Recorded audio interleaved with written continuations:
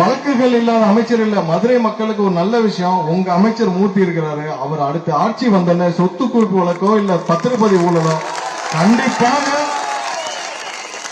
எப்படி கரூர் கம்பெனி இருக்கோ அதே மாதிரி மதுரை கம்பெனியில உள்ள போவார். ஏன்னா எந்த கவலையும் இல்லாமல் ஒவ்வொருத்தரும் சொத்து சேர்த்துக்கிட்டே இருக்காங்க. இது ஒண்ணு அந்த காலம் மாதிரி இல்ல, எல்லாமே ரெக்கார்டுல இருக்கு, எல்லா மக்களும் பார்த்துட்டு இருக்காங்க. கல்யாண மண்டபம் பிரம்மாண்டமா கட்டுறாங்க, கல்யாண மண்டபம் திறக்கிறாங்க, 100 கோடி கல்யாணம் பண்றாங்க, பத்திரிகையில செய்தி வருது. இவ்வளவையும் பொதுமக்கள் ஏழை மக்கள் பார்த்துட்டு இருக்காங்க. அப்ப குறுக்கு வழியில போய் தானே இவர்கள் ஆட்சியை பிடிக்க நினைப்பார்கள். இது முக்கியமான பணி. எஸ்ஐஆர்ல இன்னைக்கு தீவிர வாக்காளர் திருத்தத்தை நம்ம ரொம்ப சீரியஸா எடுத்துக்கணும். அதனாலதான் தளபதி அவர்கள் நேற்று அந்த காணொலியில சொல்லியிருப்பார், ஒவ்வொருத்தருக்கும் நம்மளுடைய ஜனநாயக கடமை இது. நம்ம ஒரு தப்பு பண்ணிட்டோம், ஒரு தப்பு பண்ணிட்டு இன்னைக்கு விவசாயிகள் எவ்வளவு கஷ்டப்படுறாங்க, எல்லா இடத்துலயும் அவங்களுக்கு அதை கண்டிக்கப்படுறாங்க. ஒண்ணு இல்ல, இங்க எல்லாரும் கொள்முதல் நிலையங்கள் இருக்கு. நம்மளும் 5 வருஷம் 10 வருஷம் 20 வருஷம் பார்த்துட்டு இருக்கோம். ஒரு செட்டு போட்டு கொடுக்க முடியல அந்த கொள்முதல் நிலையத்துல. ஒரு சின்ன செட்டு போட்டு கொடுத்தா அந்த நெல்லு மலையில நினையாம இருக்குமே, ஃபுல்லா வெட்டு வெளியில போட்டு எல்லாமே புரோக்கர்களை வைத்து வாங்கப்பட்டு, திமுகவே நியமிக்கப்பட்ட புரோக்கர்கள் 10-15 மாவட்டத்துல வாங்கி 3 மாதம் போராடி, விவசாயிகள் போராடி, எங்க திருவண்ணாமலை எல்லா மாவட்டத்திலும் 3 மாதம் போராடி அந்த பணத்தை வாங்கினாங்க விவசாயிகள். இது மாதிரி எல்லா துறை மக்களும் பாதிக்கப்பட்டிருக்காங்க. அவங்களுக்கு இருக்கிற ஒரே விடுதலை நம்மளுடைய தலைவர் தளபதி அண்ணன் விஜய் அவர்கள் மட்டுமே. அதை தவிர தமிழகத்துக்கு வேறு. ஏன்னா இவ்வளவு சுரண்டியும் நீங்க குத்து மதிப்பா உட்கார்ந்து பாருங்க, ஒவ்வொரு அமைச்சர்களும் ஒவ்வொரு எம்எல்ஏவும் முன்னாள் அமைச்சர் எல்லாம் லிஸ்ட் போட்டு பாருங்க. குறைஞ்சது எல்லாருக்கும் ஒரு 1000 கோடி 2000 கோடி 10,000 கோடி 1 லட்சம் கோடி இருக்கு. எல்லாம் இங்க இருந்து சொல்றோம் தானே, எல்லாம் நம்மகிட்ட இருந்து சொல்றோம் தானே. நம்மளுடைய வளங்கள் இவ்வளவையும் தாண்டி இந்த தமிழகம் இவ்வளவு வளர்ந்திருக்குன்னா நம்மளுடைய தலைவர் தளபதி அவர்கள் மட்டும் வந்தால் ஒட்டுமொத்த இந்தியாவின் பொருளாதாரம் முழுவதையும் தமிழகம் ஜெனரேட் பண்ணி கொடுக்கும்.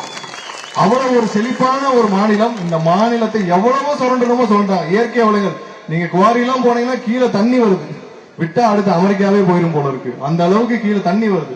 எந்த இடத்துல இந்த திருநெல்வேலி எடுத்துக்கங்க, இந்த தூத்துக்குடி எடுத்துக்கங்க, குவாரியினால அவ்வளவு அவலங்கள் நடக்குது. இங்க இருந்து கற்கள் அனைத்தும் கேரளாக்கு கடத்தப்படுது. எல்லா வழியிலும் சொல்லி பாட்டு சொன்னவர் அனைவரும் கொலை செய்யப்படுகிறார்கள். பல சமூக ஆர்வலர்கள் கொலை செய்யப்பட்டு விட்டார்கள். அவ்வளவு அவலங்கள் நடக்குது. இதை எப்படி மாத்துவோம்? நாம வாக்களிக்கணும். இது ஒவ்வொருத்தருடைய ஒரு கடுமையான ஜனநாயக கடமை. அனைத்து இயற்கை வளங்களும் காப்பாற்றணும், நம்மளுடைய வாழ்வாதாரம் காப்பாற்றணும்னா இந்த தீவிர தேர்தல் இந்த வாக்காளர் சரிபார்ப்பு பணிகள்ல நாம் அனைவரும் கலந்துக்க வேண்டும். முடிந்த அளவு சட்ட போராட்டத்தையும் நம்மளுடைய தேர்தல் ஆணையத்துக்கு நம்மளுடைய தளபதி அவர்களும் கடிதம் எழுதியிருக்கிறார். இதன் மூலமாக ஏதாவது விடிவு கிடைக்கும்னு பார்ப்போம். இல்லை என்றாலும் நாம நம்மளுடைய கடமையை செய்து நாம் அனைவரும் அந்த ஃபார்மை ஃபில் பண்ணி எப்படி ஆன்லைன்ல ஃபில் பண்ணணும்னு பார்ப்போம், அதை ஃபில் பண்ணி கொடுப்போம். இதை தவற விட்டு விடாதீர்கள். இது ஒவ்வொருத்தருக்கும் தனிப்பட்ட நம்மளுடைய கடமை. எப்படி என்னுடைய நண்பருடைய தாய் தந்தையருக்கு இங்க சென்னை மதுரை ஒரு பிரதான ஆணையர் பகுதியிலேயே அவங்களுக்கு வாக்களிக்கிற உரிமை இல்லைன்னா நீங்க ஊர்ல கிராமத்துல எடுத்துக்கங்க, எல்லா லிஸ்டையும் இன்னும் எடுத்திருப்பாங்க. ஏன்னா நீங்க எல்லாம் வேற கட்சிக்கு ஓட்டு போறீங்களா, அந்த வா அப்படி கிழிச்சு போடு வெளியே. இப்ப அவங்க போய் கலெக்டர் ஆபீஸ்ல போய் இங்க உஸ்லம்பட்டியிலயும் பாப்பாட்டிலையும் கொண்டு வந்து ஃபார்மை கொண்டு வந்து கலெக்டர் ஆபீஸ்ல போய் கொடுத்து என்னைக்கு நம்ம ரெஜிஸ்டர் பண்றது? இதெல்லாம் நடக்கிற விஷயமா? இது மாதிரி ஆயிரக்கணக்கான இல்ல கோடிக்கணக்கானோர் வாக்களிக்கும் உரிமை இழக்கும் அபாயம் இருக்கிறது நண்பர்களே. அதை மட்டும் தவறாக இந்த ஒவ்வொரு விஷயத்தையும் நீங்கள் சீராக செஞ்சு முடிக்கணும். நம்மளுடைய தளபதி அவர்கள் நேற்று சொல்லி இருக்கிற காணொலியை மீண்டும் பாருங்கள். அதில் சொன்ன விஷயங்கள் அனைவரையும் நம்ம செஞ்சு முடிப்போம். இத நம்ம தான் உற்சாகமா நம்மளுடைய வேலைகளை செய்து நம்ம முறியடிக்க வேண்டும். அதுக்கு அடுத்த வழியாக நம்ம என்னென்ன சட்டப்பூர்வமாக செய்யணுமோ அதையெல்லாம் அனைத்து வழிகளையும் நாங்கள் ஆராய்ந்து முயற்சி செய்து வருகிறோம். இந்த கண்டன ஆர்ப்பாட்டத்திற்கு முன்னின்று ஏற்பாடு செய்த நம்மளுடைய மாவட்ட கழக செயலாளர்கள் அண்ணன் தங்கப்பாண்டி அவர்களுக்கும், வடக்கு மாவட்ட செயலாளர் திரு சகோதரர் கல்யாணி அவர்களுக்கும், உஸ்லம்பட்டி அந்த மாவட்ட செயலாளர் சகோதரர் விஜய் அவர்களுக்கும், சகோதரர் விஷால் அவர்களுக்கும், மற்றும் இங்கே வரிய புனிதருக்கும் வீர விக்னேஸ்வரன் அவர்களுக்கும் மற்றும் அனைத்து மாவட்ட மாநில நிர்வாகிகள் அனைவருக்கும் என்னுடைய நன்றியை வணக்கத்தை தெரிவித்துக் கொண்டு இந்த தீவிர வாக்காளர் சரிபார்ப்பு பணியை சரியாக முறையாக செய்வோம். அனைத்தையும் வெற்றிகரம் முடிப்போம்.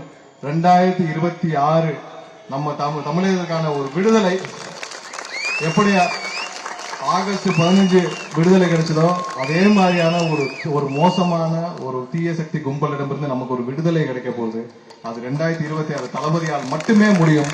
அதற்காக இப்பொழுது உழைப்போம். வெற்றி நமது. நன்றி, வணக்கம்.